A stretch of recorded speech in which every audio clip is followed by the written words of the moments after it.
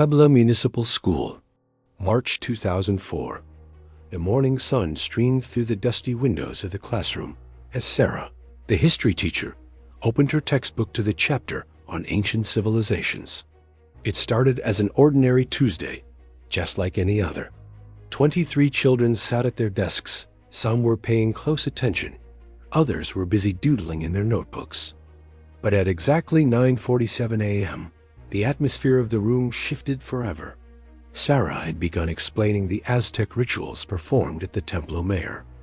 She spoke of sacrifices, describing how priests offered lives to the gods to maintain the delicate balance of the universe. The children listened with that specific mix of curiosity and horror that only the young can truly express. That was when Oliver, a boy of barely 5 years old, raised his hand. He was small for his age, with dark hair and large, piercing eyes that seemed far too heavy for a child's face. Sarah nodded for him to speak, expecting an innocent question about the pyramids. "Teacher, that's wrong," Oliver said softly. Sarah smiled, leaning in. But what came next turned her blood to ice. "I was there when they killed me," Oliver continued.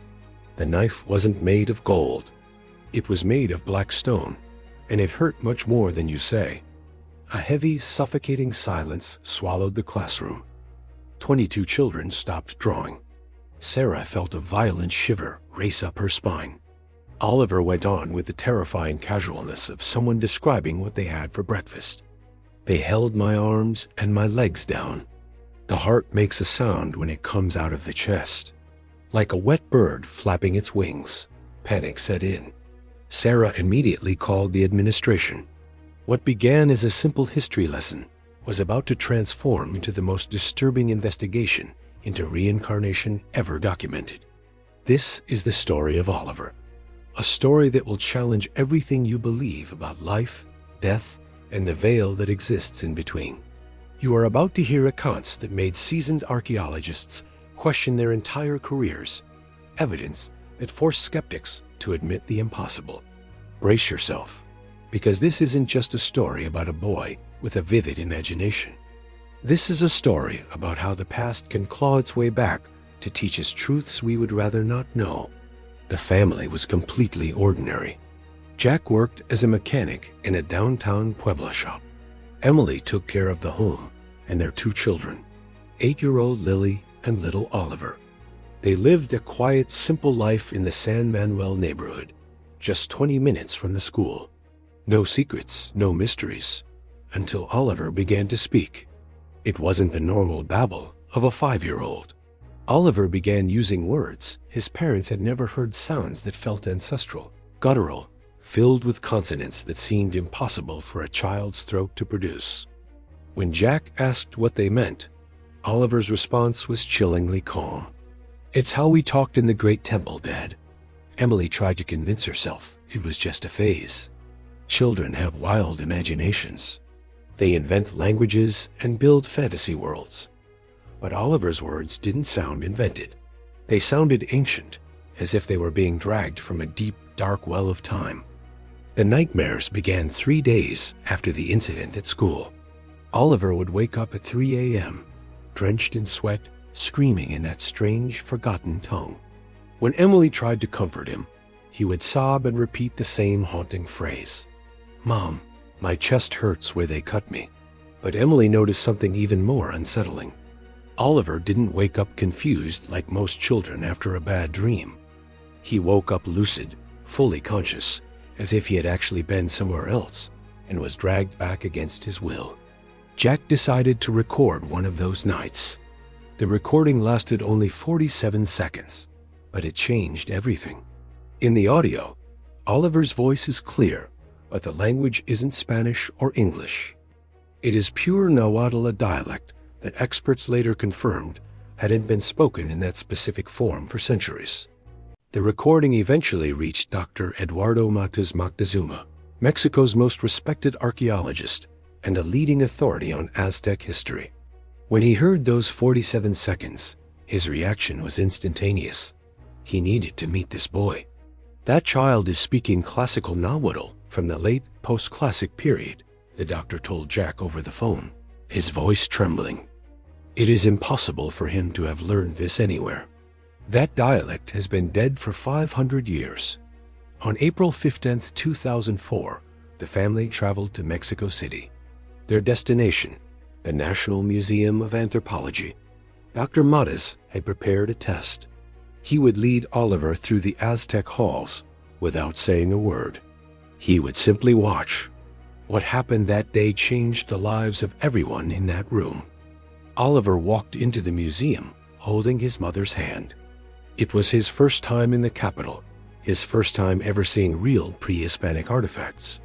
But the moment they entered the Mexico Hall, Oliver's demeanor shifted. He let go of Emily's hand and walked driven by a strange, invisible force straight toward one specific glass case. There, behind the glass, sat a ceremonial obsidian knife. Oliver stopped, his small frame beginning to tremble. "This is the one that cut my chest," he whispered, just loud enough for Dr. Matas to hear. The archaeologist felt the hair on his arms stand up. That specific knife had been unearthed in 1978 during the excavations of the Templo Mayor, specifically in offering 48, which was associated with child sacrifices. This information wasn't on any museum plaque. It was highly specialized academic knowledge. But Oliver wasn't done. He turned toward another display, pointing to a heart carved from jade. "This is where they kept the hearts of the princes," he said. Then, walking toward a stone altar, he added, "I lay here." There were so many flowers, and the smell of copal smoke. Dr. Matas was in a state of absolute shock. Oliver had just described, with surgical precision, details that only someone present at the rituals of the Templo Mayor could possibly know. But the most shattering revelation was still to come. The heavy glass doors of the National Museum of Anthropology slid open, and Oliver stepped inside, his small hand tightly clutching Emily's. This was his first time in the massive capital, his first time ever seeing genuine pre-Hispanic artifacts. But the moment they crossed the threshold into the Mexico Hall, something shifted. The playful curiosity of a 5-year-old vanished. Oliver let go of his mother's hand. He didn't wander. He marched. With a chilling sense of purpose, he walked directly toward a specific display case at the far end of the hall. Behind the glass lay a jagged ceremonial obsidian knife. Oliver stopped dead. His small frame began to tremble violently. "This is the one that cut my chest," he whispered. It was barely a breath, but in the sterile silence of the museum, Dr. Eduardo Matas Moctezuma heard it clearly. The archaeologist felt the hair on his arm stand up. That specific blade had been recovered in 1978 during the Templo Mayor excavations, found in offering 48, a site infamously associated with child sacrifices. There was no plaque explaining this detail. It was highly specialized academic knowledge. Yet here was a child from Puebla, identifying the weapon of his own demise. But Oliver wasn't finished. He moved to another vitrin, pointing a small finger at a delicately carved jade heart. "This is where they kept the hearts of the princes," he said, his voice devoid of emotion. He then walked toward a massive stone altar and added, "I lay here. There were so many flowers."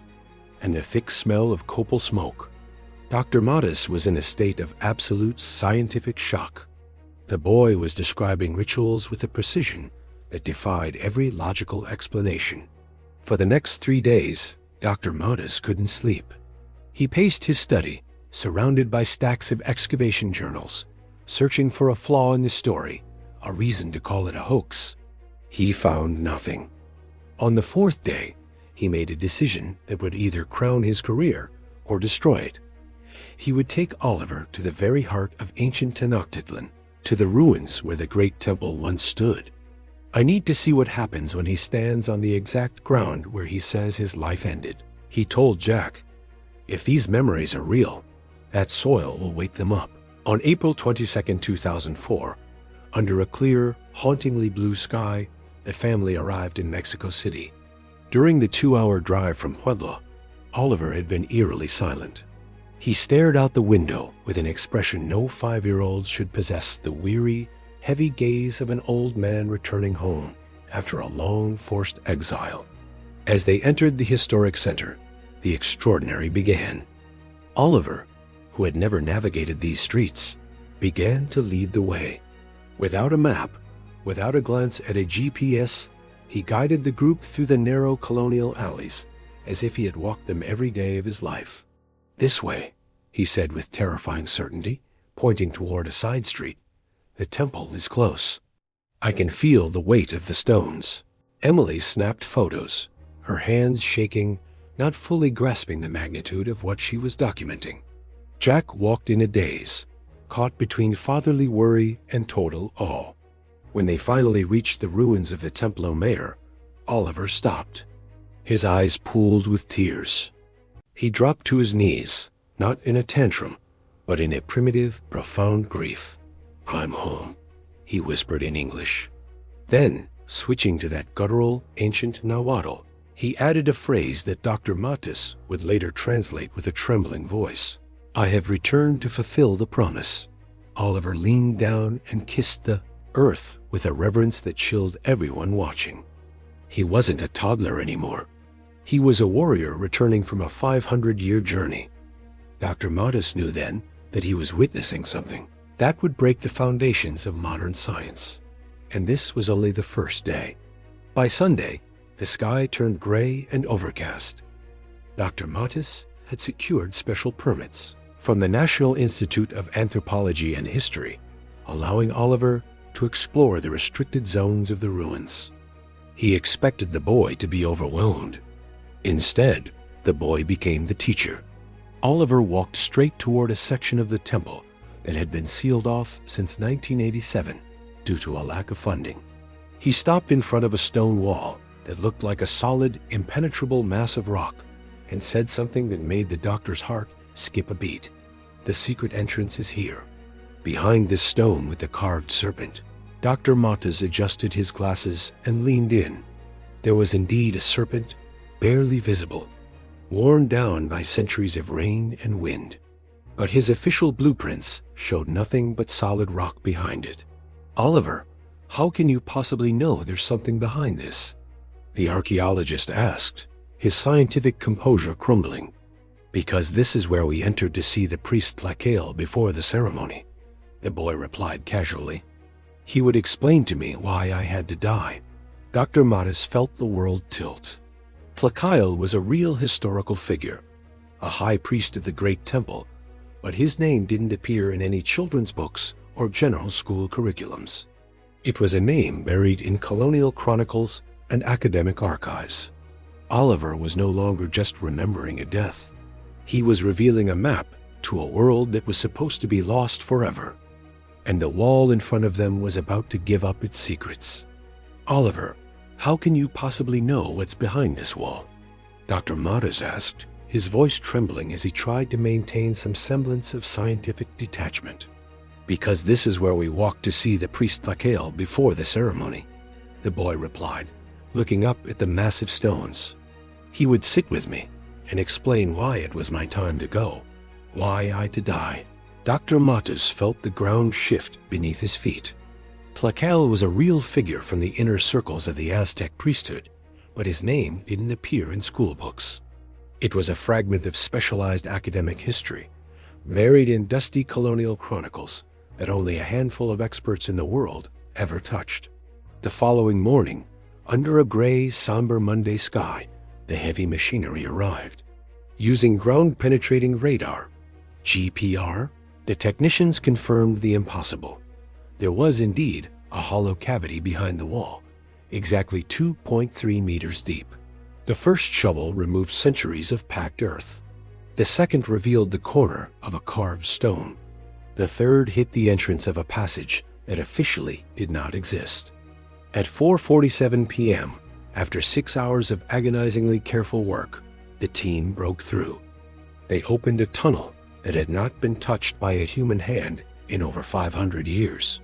Oliver leaned into the darkness and smiled, the first genuine smile he had shown since arriving in the city.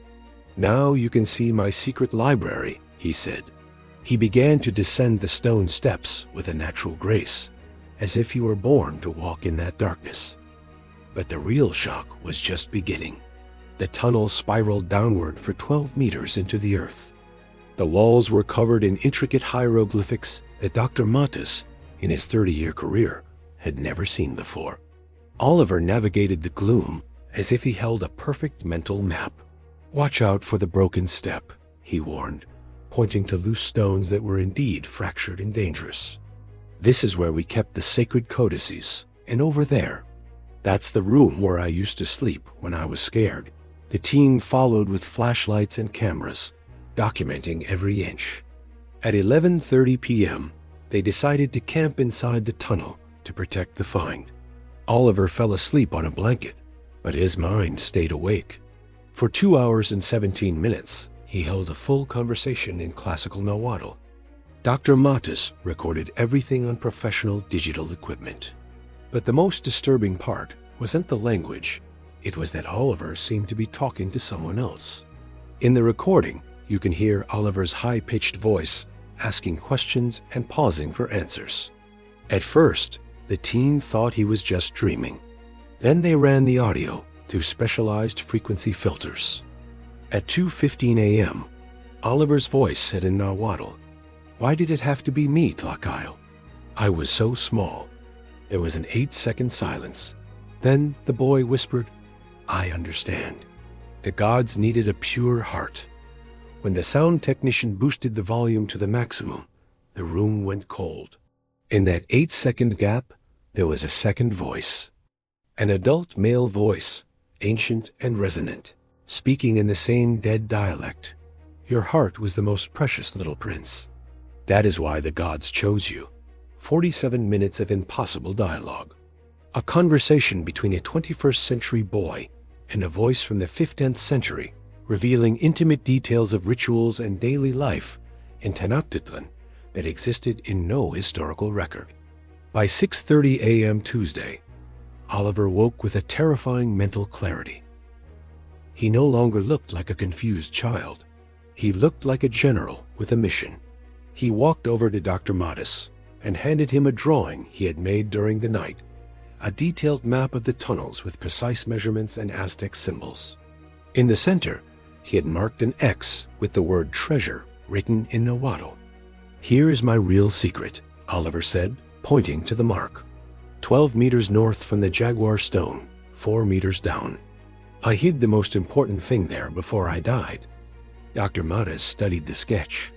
The tunnels already found matched perfectly, but the area marked X was supposed to be solid bedrock, according to every geological survey. "Oliver, what did you hide there?" The archaeologist whispered. "My father's codex, the map of all the hidden chambers, and the proof of who I really am." The team worked for 3 days straight, following Oliver's exact coordinates.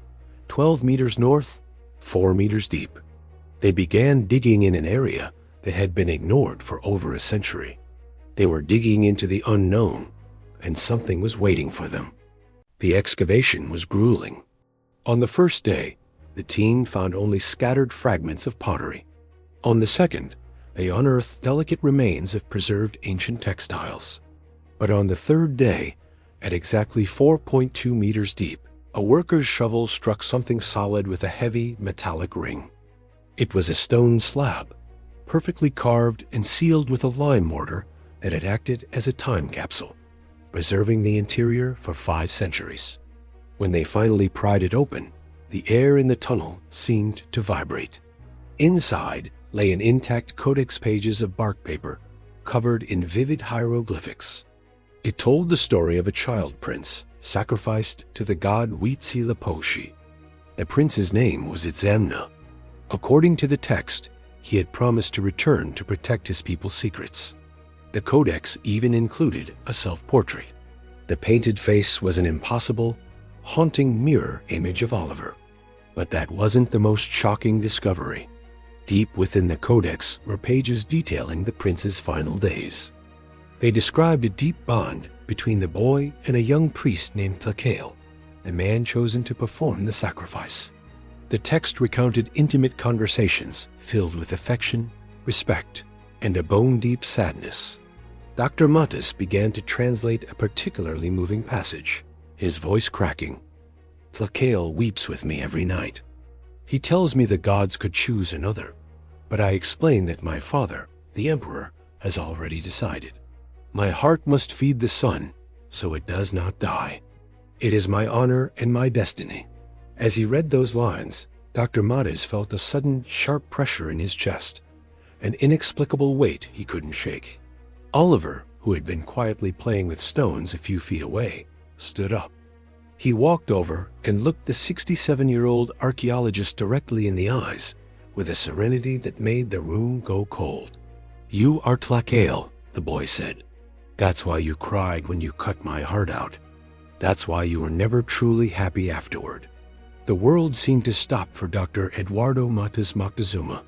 His full name was Eduardo Tlacael Matas Moctezuma.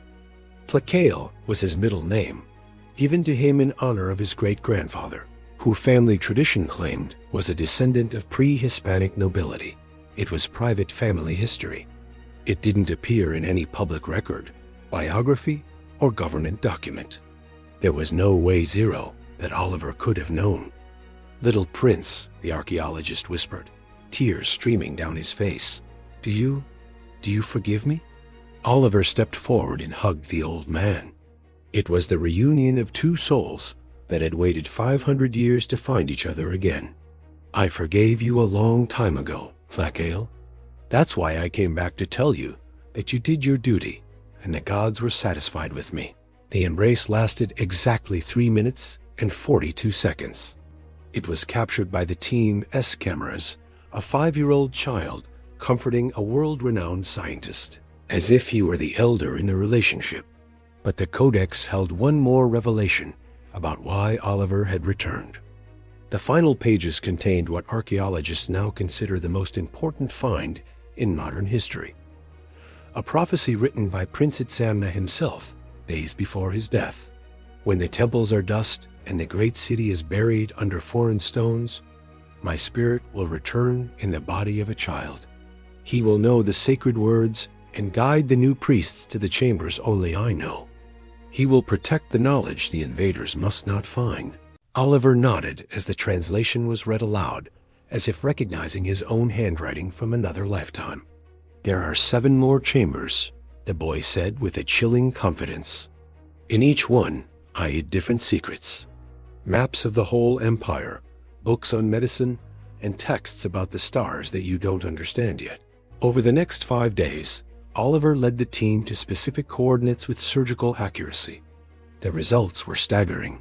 Chamber 2, located 18 meters to the east, contained medical codices with treatments for diseases that modern science is only just beginning to grasp. Chamber 3, 25 meters to the south, held star maps with an astronomical precision that rivaled modern observatories. The world was about to realize that the Aztecs weren't just warriors, they were masters of a lost science. And Oliver was the only one who held the key to the final, most dangerous door. Chamber 4 was found deep beneath the main altar. It contained intricate manuals on hydroponic agriculture, revealing the genius of how the Aztecs fed a massive city of 200,000 people in the middle of a lake. Each new room was a revelation. It wasn't just proof of Oliver's memory. It was a treasure trove of lost science that could revolutionize the modern world. But Oliver was saving the most vital room for the very end, the one that would explain not just who he was, but why he chose to return at this exact moment in history. "Tomorrow, I'll show you the greatest secret," he told the team on the night of the 5th day. "The secret that will change how you look at death forever." That night, for the first time since the journey began, Oliver slept in total silence. No screaming, no nightmares. Wednesday, April 27th, 2004, the 6th day of the dig. As the sun broke over the horizon, Oliver walked toward a section of the Templo Mayor that appeared untouched by time. He stopped before a heavy stone etched with the faint, weathered image of a jaguar. He spoke the words that would echo through the halls of history. Here is the chamber of eternal mirrors. This is where my father taught me the greatest secret of our people. The excavation of this final chamber took only 4 hours. Unlike the others, this one was sealed with such airtight perfection that it seemed frozen in time.